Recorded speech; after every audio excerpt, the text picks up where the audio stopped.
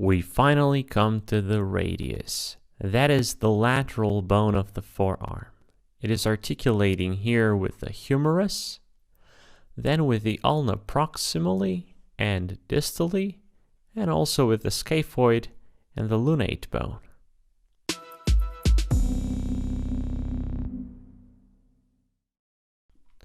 We can see the humerus articulating with the radius.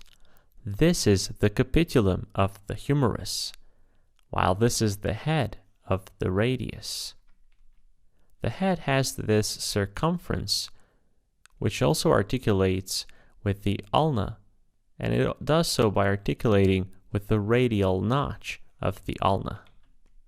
Now, if we bring back the radius, we can see here this part, and that is the constriction called the neck. And if we go a little bit more distally, we can see the radial tuberosity. That is where the biceps muscle inserts, and we will see it shortly right after we explain the bones. The radius also has 3 borders, just like the ulna, but there are some differences here. This is the interosseous ridge, or the interosseous border of the radius. And here is the anterior border of the radius. And then we would have here the posterior border of the radius. Now we have here the anterior surface, and we also have the posterior surface.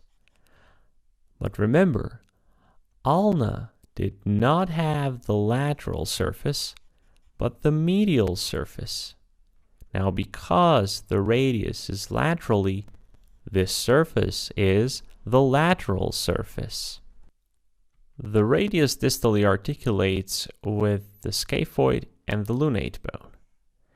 We can see that this surface can be somewhat divided into 2 portions, and one is for the scaphoid and another part is for the lunate bone. We also have here the ulnar notch. And the ulnar notch basically accommodates the head of the ulna.